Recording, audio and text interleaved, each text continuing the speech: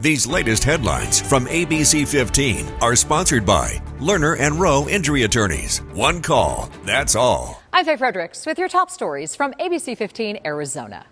Just into our newsroom, authorities announcing the Arizona man accused of making online death threats toward former President Trump is now in custody. Cochise County Sheriff's Department telling us he was brought in without incident.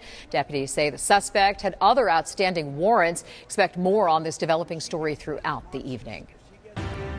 ABC 15 getting new information as Glendale police crack a massive case. 5 teens accused of breaking into 50 Valley homes this summer. Detectives say the teens, all between 14 and 16 years old, were breaking into cars in driveways around the valley and then using the garage door openers to walk right into people's homes. Once inside, police say they stole guns, electronics, and more. On July 16th, detectives were alerted to a stolen silver BMW that they say the teens were driving to commit the burglaries.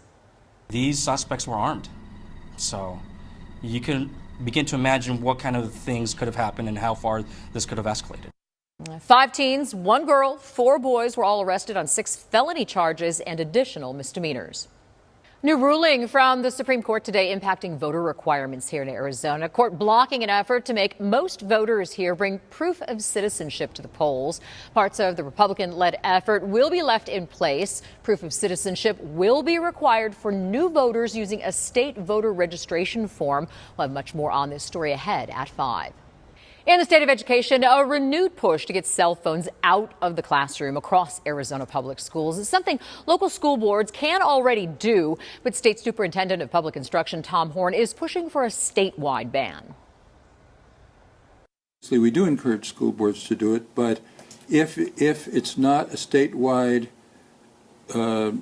away for the school day policy, then some teachers will be required to teach classes while the kids are scrolling on their cell phones.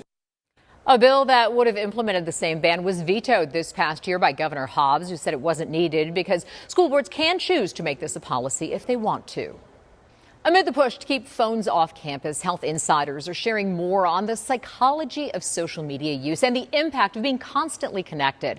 While that can bring benefits, many researchers are concerned about the effects it can have on teens' developing brains, especially when it comes to the parts responsible for decision-making, impulse control, and judgment.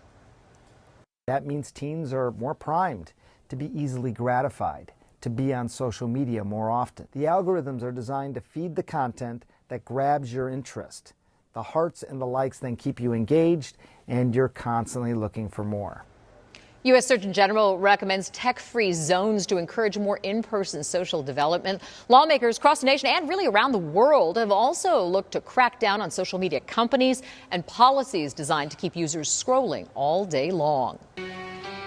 Excitement in the air here in the Valley as Sun Devils kick off a new semester. It's first day of school at ASU. We caught up with the Deputy VP of Student Services about the latest Sun Devil class already breaking enrollment records. Hello. We have 41,000 new students starting with us at Arizona State University, and they are part of 181,000 students that are with us throughout the course of the entire academic year. Always an exciting time of year. Good luck to everyone. As the summer camping season winds down, Bureau of Land Management announcing it will lift seasonal fire restrictions for central Arizona thanks to our monsoon storms over public land in Maricopa, northern Pinal, western Pima, and Yavapai counties. The wildfire risk is low enough to go back to typical prevention measures effective immediately. Tomorrow, recreational shooting sites at Baldy Mountain, Church Camp Road, and Saddleback Mountain will also reopen.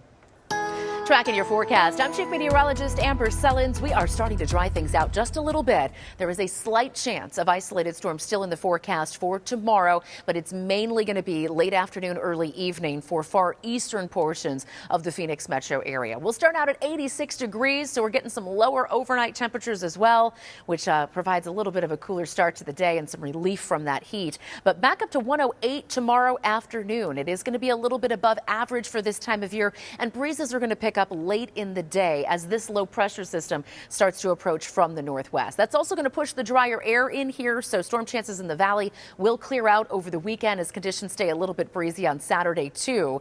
And then we'll start to see temperatures rebound next week after that low pressure system drops us to 105 on Sunday.